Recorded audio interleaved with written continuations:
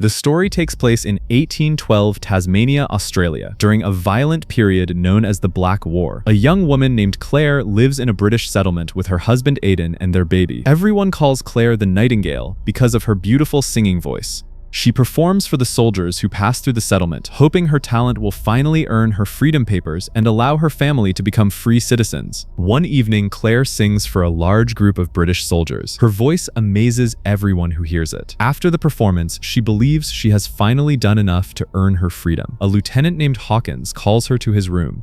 He tells her he has arranged everything for her and expects something in return. He demands she should be thankful to him. Claire understands what he means but tries to ignore him. Hawkins demands to sleep with her. Claire refuses. Hawkins becomes angry because no woman has ever said no to him before. He forces himself on Claire and attacks her. Claire returns to her husband in terrible condition but hides what happened. She tells Aidan she did not receive her freedom papers.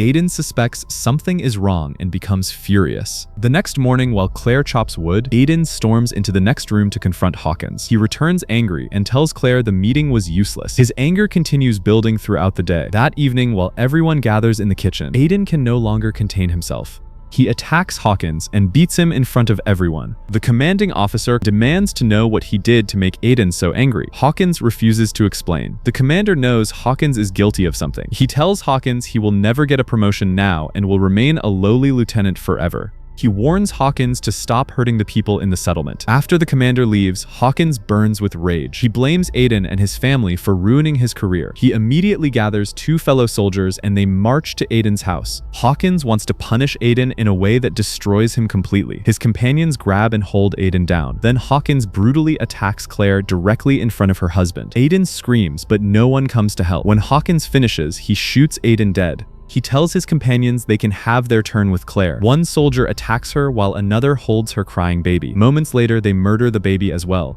When the third soldier approaches Claire, Hawkins suddenly orders him to shoot her, saying that if she survives, she could cause problems. However, this soldier does not have the courage to kill her. Instead, he strikes Claire hard on the head, knocking her unconscious, and the men run away. Claire wakes up the following morning. She finds the dead bodies of Aidan and her baby lying beside her. Her entire world has been destroyed in a single night. Carrying her dead child, she goes straight to the commander and reports everything.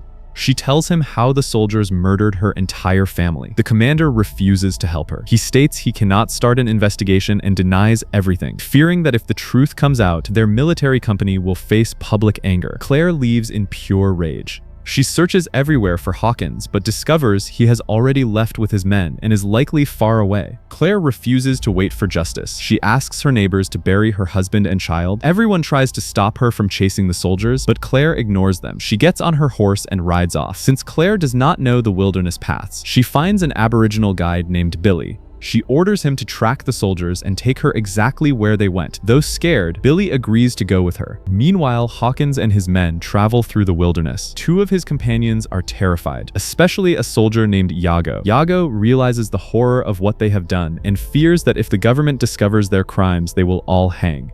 But Hawkins proudly tells them not to be afraid, saying no one will touch them and the matter will blow over. Billy and Claire camp for the night. The moment Claire closes her eyes, she hears the screams of her baby and sees visions of Hawkins laughing at her. She jumps up. These painful memories constantly haunt her and prevent any peaceful sleep. When morning comes, it starts raining heavily. Despite the bad weather, Claire refuses to stop. She tells Billy they must keep walking, and they push forward into the wilderness. Hawkins' companion Ruse spots an Aboriginal woman with her child. He immediately kidnaps the woman and drags her back to Hawkins while leaving her child behind. As soon as Hawkins sees the woman, he orders Ruse to tie her up. Billy and Claire stand at the edge of a rushing river. Billy explains that crossing it will help them catch up quickly, but warns it is very dangerous today. The water is moving very fast and could easily sweep them away. Claire is too stubborn to listen. She rides her horse straight into the river. Before Billy can stop her, she is already halfway across, forcing him to follow. Suddenly, the rushing water sweeps the horse and Claire away. Billy manages to catch the horse and pull it to shore. He then sees Claire floating downstream. Without waiting, Billy jumps back in to save her. After working hard, he pulls her onto the riverbank. Claire is in terrible shape. Billy scolds her, saying she should not have done that. All their food and supplies have been washed away by the river, leaving them with nothing. They find a settlement and try to sneak into a house to steal food. Before they can take anything, the homeowner catches them and starts shooting, forcing them to run for their lives. After running a long distance, they hide in the forest to camp. A strange man finds their camp and spots Claire.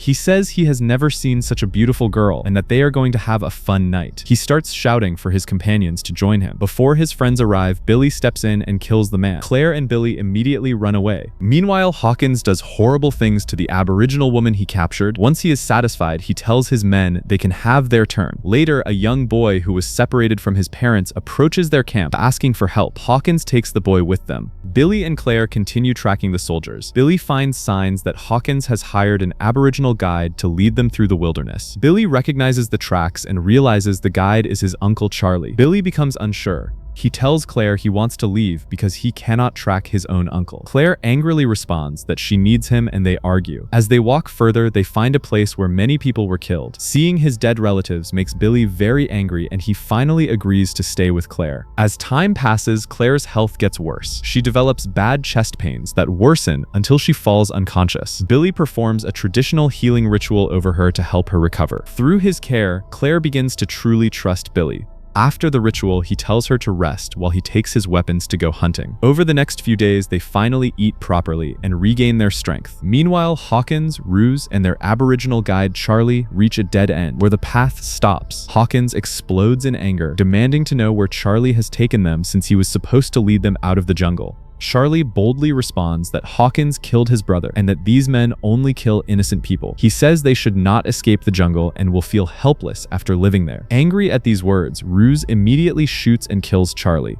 Hawkins gets very angry and beats Ruse violently. He screams that Charlie was their only hope of escaping the jungle and that Ruse has ruined everything. Now they will have no food or water left. As time goes by, their situation gets worse.